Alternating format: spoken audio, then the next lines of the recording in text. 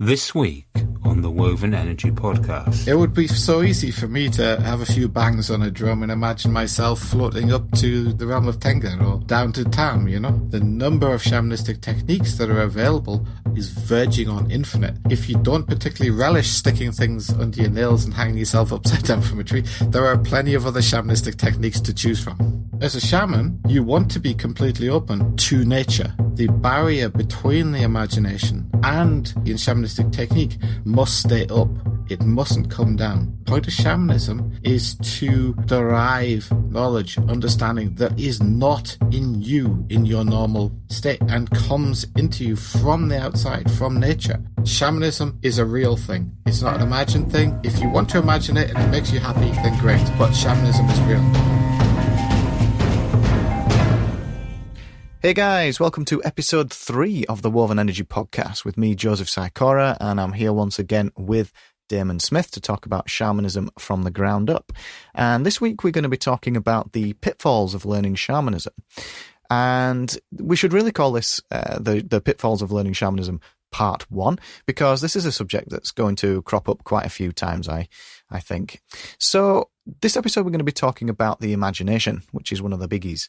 Since we've become civilized, we've kind of created this buffer zone between us and the natural world, between us and nature. And so we have quite a poor barrier in the mind between what we might call delusion and reality.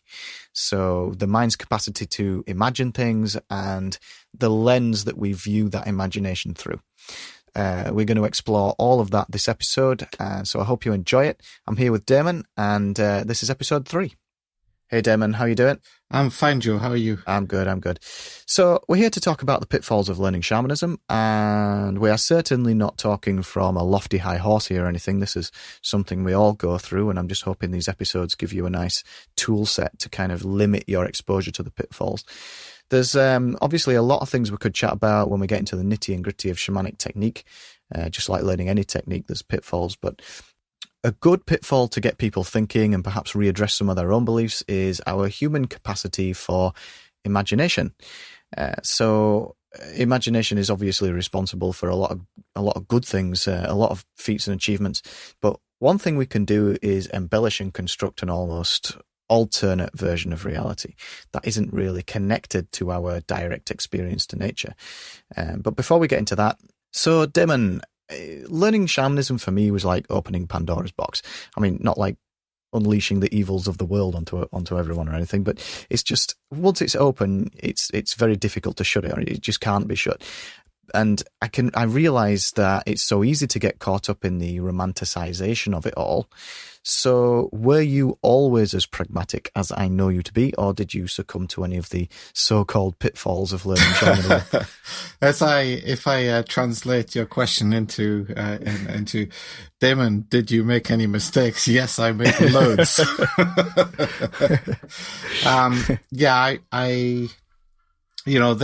This, as we talked about before, this didn't happen overnight. And shamanism isn't like that anyway. It's not something that you want to happen overnight. The pitfalls. I was fortunate to have some people guiding me, and the pitfalls. Some of them were pointed out to me. Some of them they weren't. Did I fall into most of them? Absolutely, I did. That's a matter of degree. Was I aware? I guess perhaps fortunately I was aware that shamanism is about, to a certain extent, breaking down boundaries. Ultimately, its purpose is achieved through breaking down the boundary between the human spirit and the spirit of nature. We talked about Setel, the spirit, and the miasma tends to make us think that our spirit is our own, where in reality, the spirit of nature, the Setel, is not divided in any way. The intention that we have inside shamanism, we talked about the fact that shamanism is directed. Shamans are disciplined. They have a purpose. They have an intention. They have something that they're attempting to achieve through shamanistic technique. Where that intention comes from is absolutely important. When we're in our normal state, our non-shamanistic state, that intention is very much generated by our spirit. But it's generated by our spirit that's been heavily influenced by the miasma. When we go into a shamanistic state, what we want to achieve is a state in which our spirit is not disconnected from the spirit of nature. There is no difference between what's inside and what's outside. They're one. And we want, ideally, that the intention, the shamanistic intention in that scenario, we want that to be generated by that natural spirit. We definitely don't want it to be generated by our miasma, because if we allow that to happen, we are breaking down the wrong boundary. The boundary that we want to break down is the boundary between human beings and nature.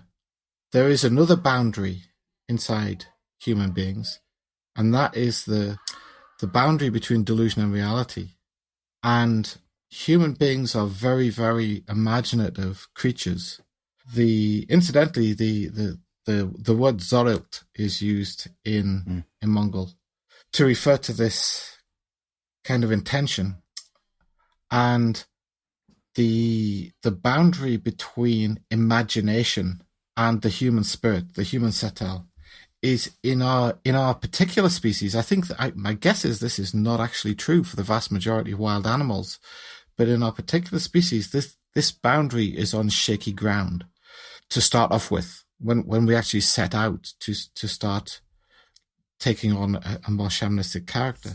And that's because we talked about, the development of agriculture and what that meant when we developed city-states, which effectively became civilization.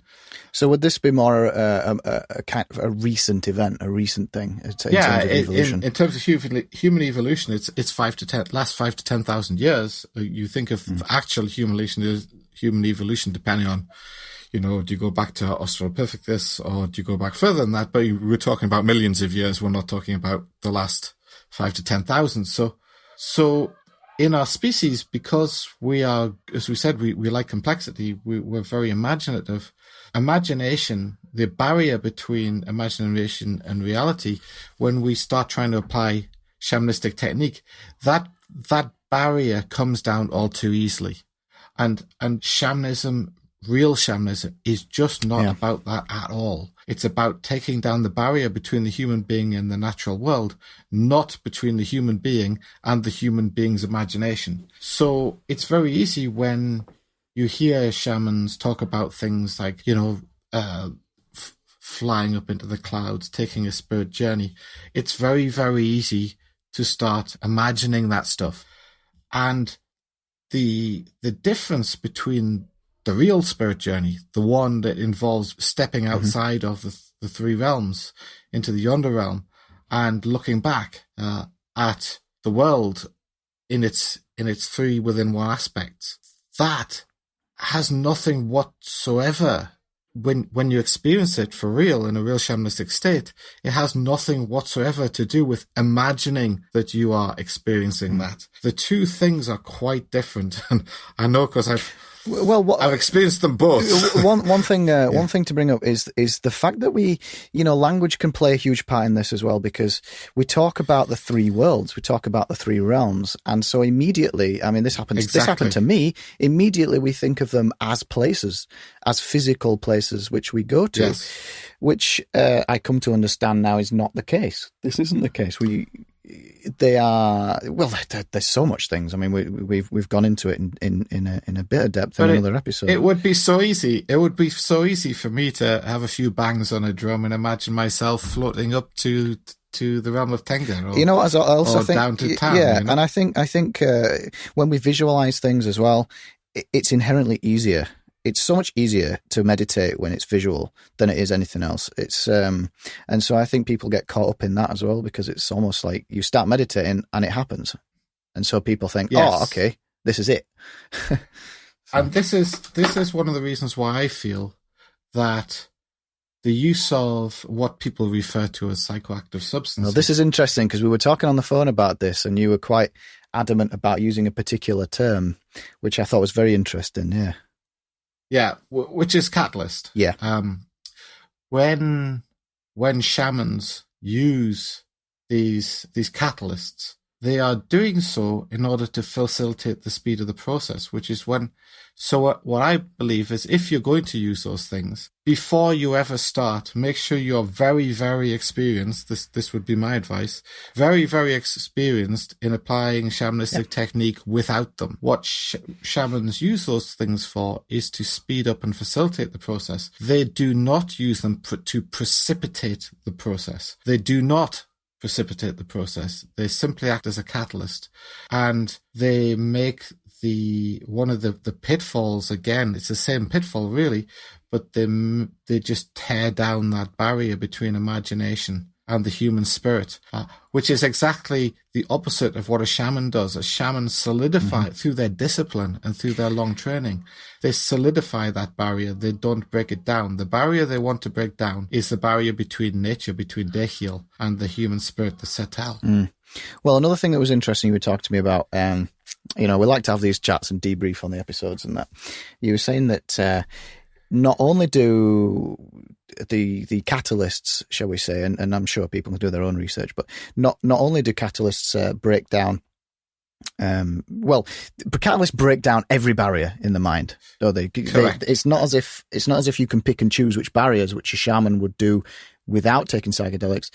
If you're on a catalyst, it breaks down everything, and you are completely open. Well, I wouldn't say you are completely open. Yeah. Well, it depends what you're open to. You, as a shaman, you want to be completely open to nature, but you definitely don't want to be completely open to the miasma.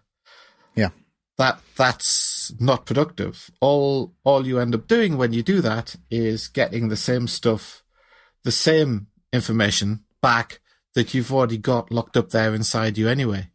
That's not the point of shamanism. The point of shamanism is to derive knowledge, understanding that is not in you in your normal state and comes into you from the outside, from nature. You don't want to just simply be creating it in yet more imaginative ways. Now, it's important, don't get me wrong, it's important that human beings are imaginative. It's very important given that we've created the kind of societies that we have created. So I'm not criticizing imagination. What I'm saying is that the barrier between the imagination and the spirit in the shamanistic in shamanistic activity, in shamanistic technique, must stay up. It mustn't come down. The only barrier that we want to come down is the much more difficult barrier to bring down. That is the one between the human spirit and nature. Yeah. Okay. So let's give somebody some cold hard advice here then, because it's obvious that anybody who approaches shamanism is going to get drawn to these catalysts in some shape or form, and so let's try and give some real cold hard, really good advice to somebody who does just start out on shamanism and they do try these psychedelic aids, and what could they do to turn it into a direction which is useful, which would give them knowledge, should I say, give them actual knowledge rather than delusion. Well, stop doing what you're doing and start from the beginning. As I said before, the first step in becoming a shaman is to become an animist. The first stage, the Bhaktamse sal, that's where you start. You need, and that will help you if indeed you do want to use catalysts at some point in your shamanistic training. But I'll also say that as you progress with your shamanistic learning and knowledge, you will feel less and less need to use them. Now, this is kind of the irony. The people who are able to use them for the purpose of as a facilitator are actually, ironically, the people who don't need it. They're probably using them simply because they're in a bit of a hurry. They don't need to, and it's perfectly possible for somebody to put themselves without taking anything into their body to put themselves into a shamanistic state. Then, so at one level, work on your chalicity. the more you work on your chillicity, the more you will be able to distinguish between things coming from outside of you and things coming from inside of you, things being created inside of you. The stage after that is to start working on your breathing, and then how the breathing locks into whichever shamanistic technique, for instance, spirit dance, whichever shamanistic technique you've actually selected. So say we were to take the example of spirit dance, you can then start distinguishing objectively between reality and your imagination, in that if, for instance, you take Burad, the spirit of the eagle, and say you have a friend or somebody else who's interested in shamanism, who's taking this path with you, or you're associated with such a person, that person can watch you do your spirit dance, and they can see the eagle in that. They can see the character of the eagle.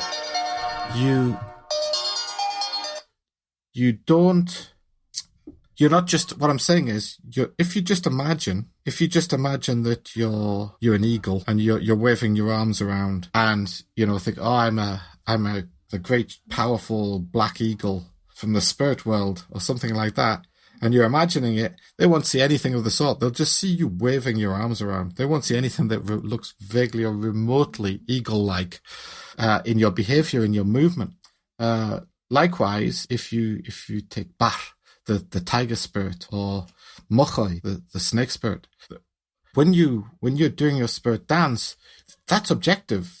You can, once you see somebody do spirit dance and they have taken on the spirit of the snake, say, you can see that. You can not just see it with your eyes, but when you're there with them, you can sense it. You can actually sense that this is something that's come from outside of this person. This is something that's come from snake, the spirit of snakes. Real snakes, not pretend snakes, not imaginary snakes, real snakes. And you will see that, and there you're not very far through your training. You've basically gone through the first levels. The first 3 levels. You've gone through your chillicity. You've got control of your breathing, and now you're into your shamanistic technique. Just the third stage. Remember, we talked about there being roughly 7 stages. Just the third stage. There's an objective test. Can somebody who knows a bit about this stuff, I don't mean a great shaman, I just mean somebody who's maybe only as knowledgeable as you, can they see and feel that spirit in your technique? That's objective. It's not subjective. When you're there with the person and they can do it, and I know you've seen this yourself. Mm-hmm. It's very, very clear one way or the other. Are they imagining, or is that really what's happening? I mean, it's such a deep topic that you're talking about there. Anyway, authenticity versus acting. Do you feel it in your bones? To be honest, I don't like the word acting, because acting suggests that the person is doing it deliberately, and I think that many people who try to learn to be a shaman, they, especially doing it by themselves, they may genuinely and sincerely be trying to do it their best, but what's actually happening is they're imagining it. It's not real. They're imagining it. And this is such a difficult thing, and I'm not criticizing them. I'm just saying it's so difficult, because for us as a civilized species, it's so much easier to imagine stuff than to do real shamanistic technique. Yeah, okay. So this kind of goes back to what you were saying the other day about it's quite good to have a guide when we're learning shamanism, because shamanism is so experiential based. It's a feeling. So it's a blessing. To have a guide. I mean, I was fortunate enough to have more than one guide in my life, and I feel immensely grateful to those people. But a guide is exactly what they are. They are not a teacher in the civilized sense. They in some ways they can be a teacher. That they teach you the mechanics, the mechanics of the shamanistic technique. But of course, that's not shamanism. That's not the shamanistic state. You have to do that yourself. Nobody can teach you to do that. They can guide you. You have to learn to do that yourself. The advantage of having a guide is it makes the process somewhat less painful. The pitfalls can be pointed out to you, and also you can kind of get feedback when you're doing something that's frankly stupid or not useful. very often this thing with the imagination that we've been talking about, that will come to the fore as you go through your shamanistic development, as you go through the process to move towards being a shaman. That I've just made a breakthrough. No, you haven't. You've just imagined something. That goes on again and again and again. When you're fortunate to have the input of somebody who's been through the process, and that saves you an awful lot of time. But I also believe that it's possible without any input. It's exceptionally rare, but it is possible for somebody to figure all of this out, or to learn all of this for themselves directly from nature. If they were to do that with the right attitude, i.e., I'm trying continuously to set myself to the side and allow nature to fill me, and continually checking what I'm doing to make sure that I'm not just imagining it, that it is something real and tangible, then I do believe that somebody could do this without any teacher at all. I do believe that's possible. And I think, going back to what we said previously about shamanism occurring all over the world, I think if there was an isolated group of people in some very isolated part of the world and they had no contact with anybody else at all, I think if they had no shamanism and you left them there, and they had no shamanism and no religion and no belief system, and you left them there for a few generations and you went back, you would find that they would all be animists if it was a very wild place. And you would find among them, I suspect you would probably find a shaman, because honestly, nature can teach this. But having a guide is a blessing, and it certainly facilitates the process. It certainly speeds it up. Not that it's a fast process anyway, but it certainly speeds it up. Well, here's an idea, and see what you think to this. Since we became civilized, we've lost that kind of direct connection to nature on some level, and what it's done is it's left us with this hole that we desire to be filled. We're a bit confused about. We don't know what this hole is, but it has left us with this hole, which is our disconnect to what it means to be animals. And so we've got these many sort of characters that have appeared since civilization over the years that kind of have a flavor of shamanism about them. So we've got like maybe Jesus from Christianity, Rumi from Sufism, various incarnations of Buddha, Krishna, Nakayama Miki from Tenrikyo, or even just the several famous spiritualists that are just too many to mention. Some of their works have a flavor of shamanism as well. So maybe these characters or figures that have appeared through history are kind of addressing that hole that needs to be, that we feel like is missing. Yeah, I think certainly in terms of Christianity, my feeling, I've no way of knowing. It's so long ago, 2,000 years, but this practice among the disciples of Jesus, speaking in tongues, it certainly has the sound of shamanistic technique. It has, we have no way of knowing, but it certainly sounds just like they were involved in something very shamanistic. And again, I think you're hitting on something. Certainly, Nakayama Miki as a Japanese shamaness was a really good example, because she was much more recent. She was started out teaching or being a guide in the 1830s, which is obviously much closer to us than if you go all the way back to Jesus.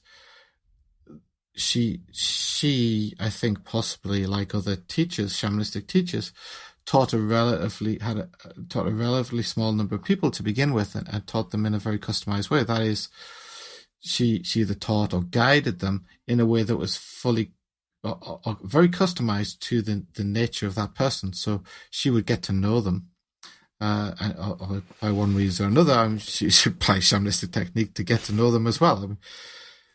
She seemed to know an awful lot about people after not having met them for very long. So what happened with the early students, if you like, what happens with the early students, people like that, is they get taught in this kind of what you call an achromatic or esoteric way of teaching.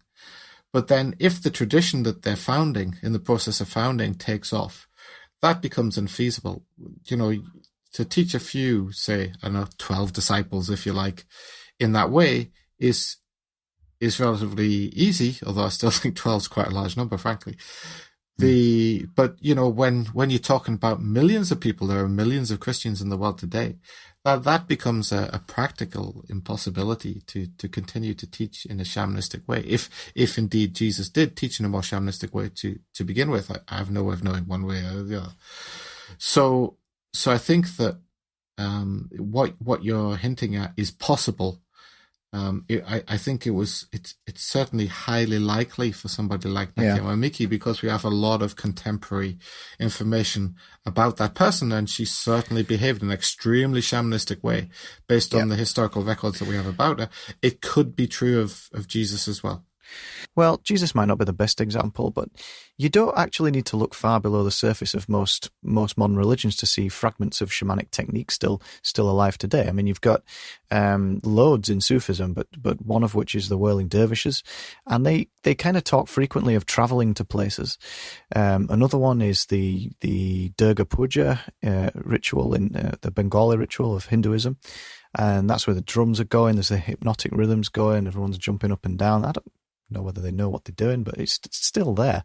And once you get a flavour of what shamanic technique is, you can't be anything other than those fragments of animism and shamanism still alive. Right. So as we've said, to survive, shamanism had to change when civilization arose.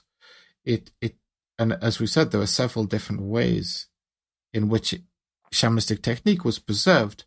And there's the, I guess you could think the famous one, is that it went underground. It went secret. A lot of secret societies. You can think of people like the Rosicrucians. They have a lot of technique, esoteric technique, that could be described as shamanistic. That's one way, but also you can hide in plain sight. I don't know if you would call it hiding, but you can survive in plain sight. So, for instance, you had a very esoteric secret society among the Romans called Mithraism, which had an enormous influence on the exoteric religion, Christianity. So you had it surviving. 7 levels to that as well, isn't there? Yeah, absolutely. 7 levels. Just of Mithraism incidentally. well. Yes, and it's quite interesting that one of the higher levels is Peter, father, which is exactly the same rank as a father in the Christian world, or the same kind of idea as a father in the Christian world.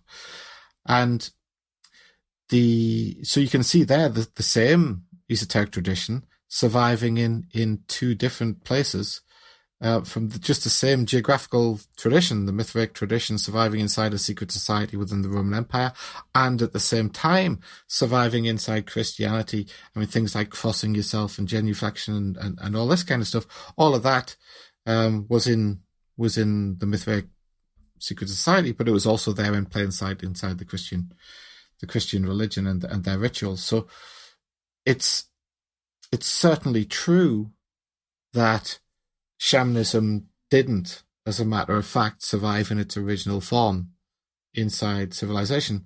But you mentioned the whirling dervishes. Yeah, I mean, to me, that's spirit dance. It's a very, compared to the spirit dance that I like to practice, it's a rather simplistic spirit dance. But it is spirit dance, and you can see it, and you can also see, that there's an example. You see whirling dervishes, and they're doing it for real, and you see whirling dervishes who are faking it, or let's not say faking it, who are imagining that they're doing it, and you can tell, Mm-hmm. And well, just incidentally, one thing from one quote directly from Rumi, which I thought, if this isn't shamanism, I don't know what is. Was literally, it just said, "God, take me to that place where I may speak without words," and that's, well, sure. To me, and of course, in the Christian tradition, that you have this idea, in the beginning was the word, the logos, and the idea that a word, the concept of a word, is something that in a settled society creates our reality, and in shamanism, of course, we don't want that to create our reality.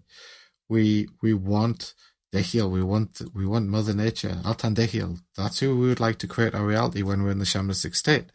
But sure, like I think you've said a few times as we've gone through these couple of podcasts, the fact that our language becomes a barrier, and very often the pitfall of imagination also comes through in language.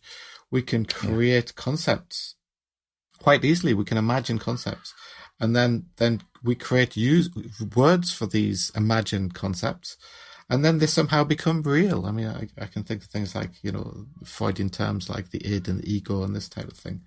And again, once they become solidified, that people talk about them unquestioningly. They talk about them as if they are a real thing that exists in the real world. But of course, you can imagine anything you like. One of the things as human beings we're blessed with is this wonderful imagination. I'm very thankful for it. There's some wonderful works of art have come out of it. But again, this is coming back to what we're talking about. It's great that, I'm not here to criticize civilization. Civilization has some wonderful aspects. Human beings have some wonderful aspects. It's just that we're here talking about shamanism. We're not talking about that. Okay, we've talked about imagination, and to give people a more of a tangible example of our imagination at play, I thought maybe we could talk about astrology for a little bit, because to me there's nothing.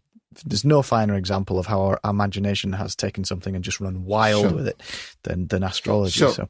Well, astrology as it was, if we go back in time, so you got to understand, I'm not talking about modern astrology here. The kind of thing you see on the TV. You mean the imagination? Well, no, and again, it's a podcast about shamanism. It's not a podcast about astrology, but you can see the shamanistic idea that human beings are not separate from nature in the foundation of that. But sure, there's a huge amount of imagination has been heaped on top of that general foundation or that general idea. But in the heart of that idea is the idea that human beings are not separate from nature, and the grandeur of the universe does have an influence upon human beings and upon our spirit, upon our setel. And we do want to break down that barrier.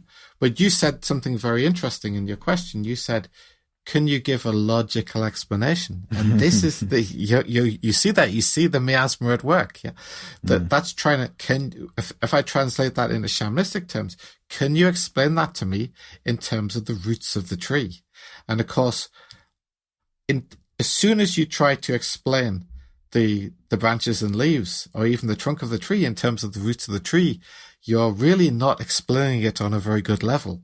So where I'd rather give an explanation is that your spirit, your setel, is not your own. You may think it is, but it's not. That's a matter of fact. The spirit or setel of nature and your spirit are exactly the same thing. What you can do is start believing or convincing yourself that there is some kind of separation. You can convince yourself that your body and your spirit and your mind are yours and yours alone to do with what you will. But the fact is that deprived of, for instance, the air around you, you're not going to last for very long. Deprived of the world, the sunlight, the continual renewal within nature, again, you're not going to, and the warmth of the sun, you're not going to last very long. In terms of the oxygen in the air, we're talking a couple of minutes without that, And so the shamaness that you mentioned, Nakayama Maigam Miki, she had quite a few interesting kind of ways of looking at things, and one of the things that she said, one of the terms that she uses, kashimono karimono, which means a thing lent, a thing borrowed. So she was trying to explain to people how to. Did she ever have some difficulty? It has to be said. She was trying to explain to people how to view their physical body, the midline, if you like, the tree trunk, the modnichbi. The middle realm. Yeah, and she described that as kashimono karimono. A thing lent, a thing borrowed. Your body is not your own. Your body is something that's made out of atoms that come from nature, and they're assembled by nature in a bewilderingly complex process to make you. And they persist you, and they don't just hang there and do nothing. That they're complex processes, chemical, electrical, and various other processes that are going on inside your body that are perpetuating you. And if we think of the one of the very earliest of the 64 hexagrams in the Book of Changes, that are persisting you through activity, through the continual cycle of the creative realm, generating the manifest realm, resulting in the receptive realm, which then becomes the raw material by which the creative realm continues to generate you as a person. So again, in terms of looking at yourself, if you want to be a shaman and you want to avoid this pitfall, there are many other pitfalls. That's something that we should also have mentioned. But they're more technical.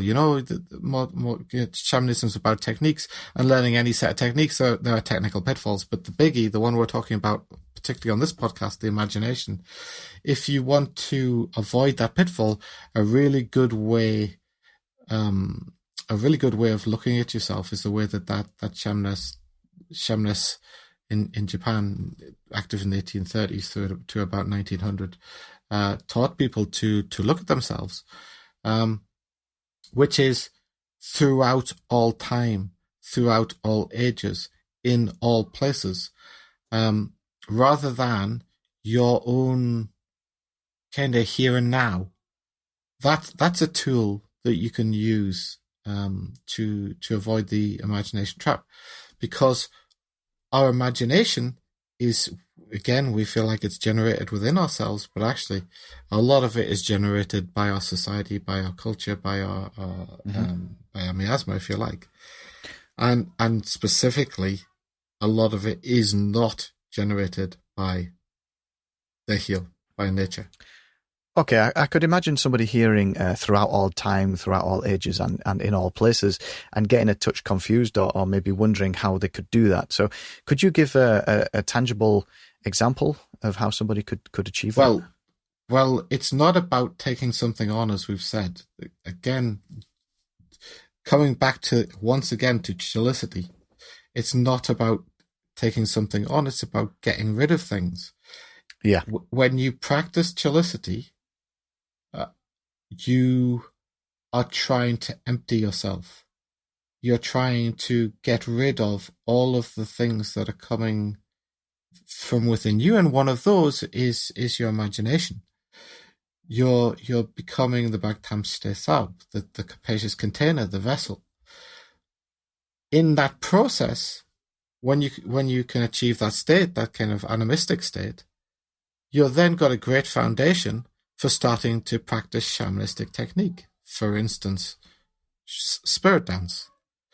So what I would say is that we've mentioned how to work on chillicity a few times, but what I would say is you simply need, the number one thing that you need to do is stop thinking.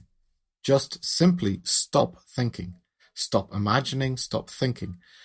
That brings you, and ideally if you could do that in a natural environment, in a wild environment, that's the best place to do it. It's not the only place you can do it. When you're in that state, anything that comes into you, as long as you've taken on the discipline to make sure that's not coming from in you, it's not coming from in your imagination, anything that comes into you will be a result of whatever shamanistic technique you are applying. So, as I've said many times, my specialty, my forte, if you like, is the spirit dance. So you could start practicing spirit dance, and maybe we can. Well, I guess we'll have to at some point in time do a podcast on spirit dance, and explain how you could go about doing that. But my point is, when you start, if you have chillicity, when you start practicing the shamanistic technique, what comes to you will come to you from the heel. It absolutely will come from nature because it isn't coming from you. And this is the first stage in becoming a shaman, is being able to distinguish between what's coming from inside of you and what's coming from nature. The former we're not particularly interested in. The latter we're very, very interested in. Yeah. Well, just to put everybody's minds at ease who might be listening to this podcast, one of the future episodes we're going to do is going to be purely on the first stage of shamanism. We're going to, because we've mentioned the word chillicity a few times, and I think this warrants a full episode, a proper look to make sure everybody's really understands what we're talking about, because we're using different terms, and I think it's one of those things that needs saying a lot of times to really understand. I know it did for me. I know it did for you, Damon. Yes, absolutely. And in terms of the natural human inclination of civilized people is, tell me what I need to think. Tell me what I need to know in order to achieve that. Well, actually, thinking and knowing are the two things you need to stop doing in order to achieve that. You turn that on its head, and that'll give you a good idea of the where we're going. And then what I'll say is that shamanism being a set of techniques from that back Tamche Sab, from that place, as soon as you start practicing whatever of the many, many great shamanistic techniques there are in the world, no matter what it is, you'll be deriving true understanding from that technique. Whatever understanding that technique affords you, it'll be true understanding, because you can be confident you've taken on the discipline that's not coming from inside of you. Yeah. And I want people to be very happy and clear about our perspective on this as well, because you don't need to look far in shamanism to find incidents of people shoving things up their nails and hanging themselves upside down from trees for days and all sorts of stuff like that. Look, I personally don't do stuff like that, as you know, John. Yeah. But I wouldn't go so far as to say that some people who apply those types of shamanistic techniques are not doing genuine shamanism. I believe that you will find that some of those people are. But what I also say is that the one of the great things about shamanism, the number of shamanistic techniques that are available is verging on infinite. So if you don't particularly relish sticking things under your nails and hanging yourself upside down from a tree, there are plenty of other shamanistic techniques to choose from. Yeah. And okay. And our way is, well, our way of explaining this way is through chillicity, which I think people will really respond to. I don't know that I would describe that as our way. We invented that word, yeah. But again, here we go again. Words, yeah. It's all I'm saying is that if you want to know if your shamanistic experience is genuine, then just make sure that you're not imagining any of it. So work on not imagining first, not thinking, not imagining, not preempting, not prejudging, not categorizing, none of those things. Work on that first. And then when you can get yourself in that place where you have what we've come to call chillicity, but remember this thing has a word in virtually every shamanistic community around the world. So let's not claim credit for it. Yeah. That we, that you can then have confidence because of your discipline, because of your purpose. Remember, we talked about shamans having a purpose. Yeah. That it's real, and shamanism is a real thing. It's not an imagined thing. If you want to imagine it and it makes you happy, then great. But shamanism is real. Fantastic, and what a good point to end the podcast on. Shamanism is real. It's very real. But like we said before, it's experiential. And I'm just happy that we can try and provide a platform for people to begin this journey on. So I've been happy with this podcast. It's been really cool. Thanks very much, Damon. Have you got anything else to add, or should we? No, I'm good for that one. But I think we do have a few more podcasts to get out there, don't we? Oh well, this is part one. We should have really called this "The Pitfalls of Learning Shamanism" Part One, because this is a biggie. This is the biggie with imagination. I'm sure it's going to crop up again. Thanks, guys. See you soon.